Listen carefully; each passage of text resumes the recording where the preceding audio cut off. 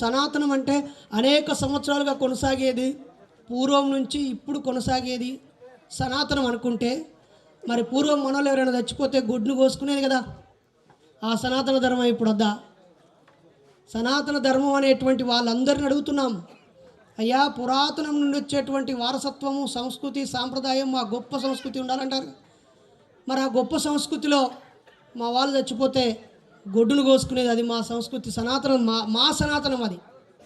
మీ సనాతనంలో అంటుముట్టుడు, ఆడవాళ్ళని ఇబ్బంది పెట్టుడు, ఇంకేదో కథలు, ముండబొడ్డిని ఏసుడు, గాజులు వలగొట్టుడు, పువ్వులు తీసుడు, బొట్టును దుడుసుడు, ముట్టు పాటించుడు, ఇల్లిడిచిపెట్టుడు, దిక్కుమాలిన సనాతనం మీది. మాది దిశానిర్దేశం చేసే సనాతనం మాది. ఆ సనాతనానికి మార్గంగా ఉస్మానియా మీద ఉండి ఒక బీఫ్ ఫెస్టివల్ నిర్వహించి, beef is the secret of our energy అని చెప్పినటువంటి వ్యక్తి.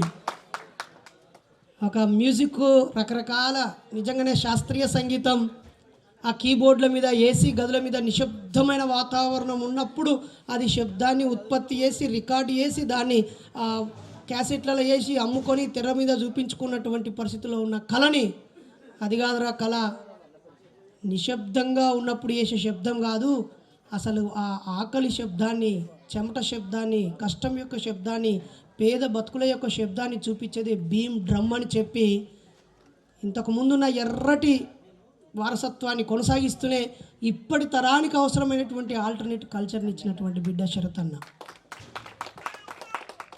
ఇందాక ఒక అన్న అంటూ ప్రపంచానికి అన్న తెలియకపోవచ్చు అన్నాడు. అందరికీ తెలుసు, శరత్ అన్న అందరికీ తెలుసు,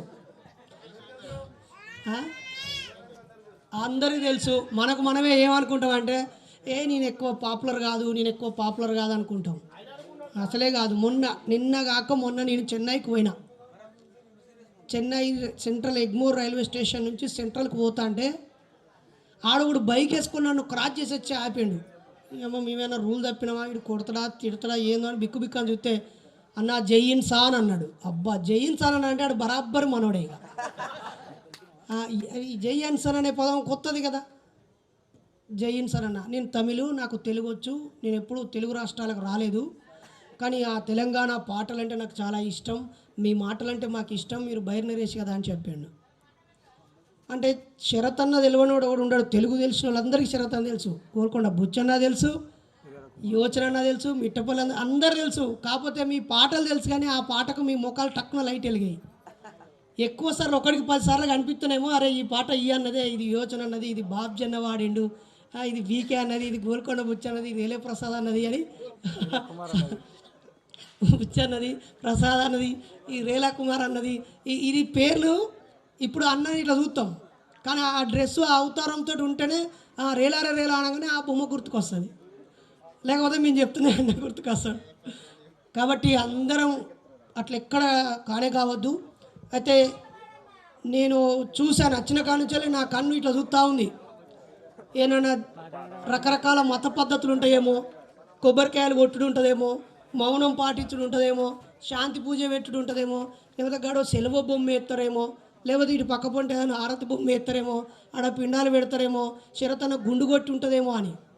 గది మా సంస్కృతే కాదురా భయ్, మధ్యలో బాపునోడు పుట్టించిన దొంగేశం ఇది. మా బాపు కోసం బాపులోని కథలు నేను పోను. మా నాయనకు అందరికంటే ఉన్నతంగా నివాళులు ఎట్లా అర్పియాలో నాకు తెలుసు.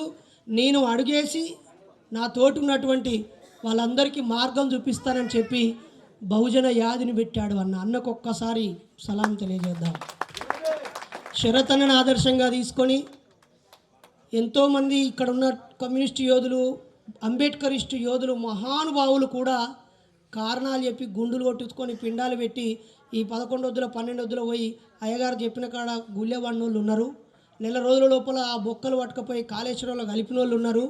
అన్నీ చెప్పేటి అన్నీ గొప్ప గొప్ప మాటలు, చేసేటి అన్నీ చెత్తకుప్ప పనులు, వాటన్నిటిని చెత్తలకు దొక్కి గిట్లుండాలి అని చెప్పి శరతన్న చెప్పిండు. ఒక శరతన్నే కాదు, అంతకుముందు కూడా అన్న భరతన్న వాళ్ళ అయ్యేది కూడా యాది సభ జరిపిండు.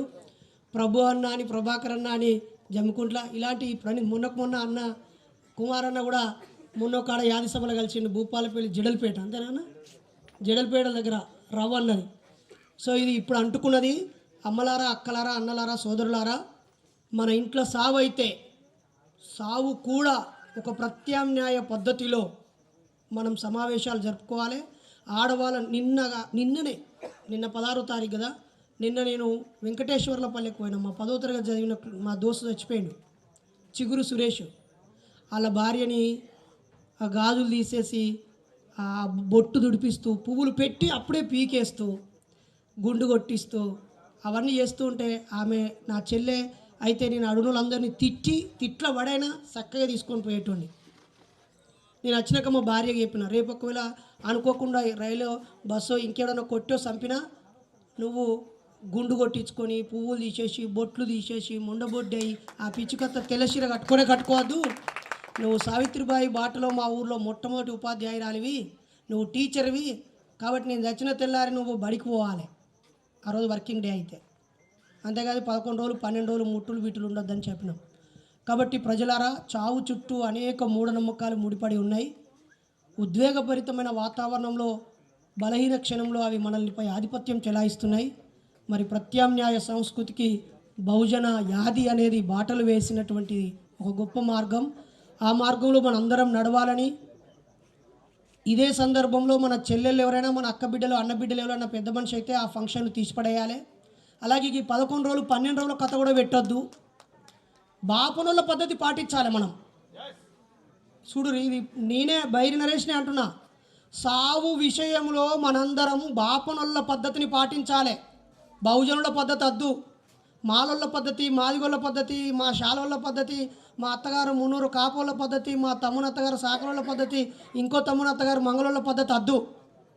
ఈ బిత్తిరి పద్ధతులు వద్దు. బాపనుల పద్ధతే కావాలి. సావు విషయంలో బాపనుల పద్ధతి ఆదర్శనీయం. ఏంటి, ఎవరైనా ఒక బ్రాహ్మణ సోదరుడు వాళ్ళ ఇంట్లో సావు జరిగిపోతే ఏం చేస్తారో మీరు ఒకసారి చూడండి, సరిపోతుంది. సింపుల్గా అందరూ కలిసి ఏం పెద్ద కథలు చేయరు, ఖర్చులు పెట్టరు. టపా టపా టపా టపా టపా ఎత్తుకొని పోతారు, ఆడ పెట్టేస్తారు, కాల్స్తారో బొందు పెట్టడమో చేసేస్తారు. రెండో రోజు నుంచి మళ్ళీ తన ఉద్యోగానికి తను పోయి ఓం శుక్లాంబరధరం విష్ణుం చతుర్వర్ణం చతుర్భుజం ప్రసన్న వదనం ధ్యాయే సర్వ విఘ్నోపశాంతి అని ఆరతిపల్లెం పెడతాడు. ఆయన మట్టు బుట్టు 3 వద్దుల పిట్టు పెట్టుడు 5 వద్దుల కథలు ఏముండయి. కాబట్టి చనిపోయాక వీలైనని ఒక వారం రోజులలో ఎప్పుడు ఆదివారం వస్తే ఆ రోజు క్లోజ్ చేసి పడేయాలి.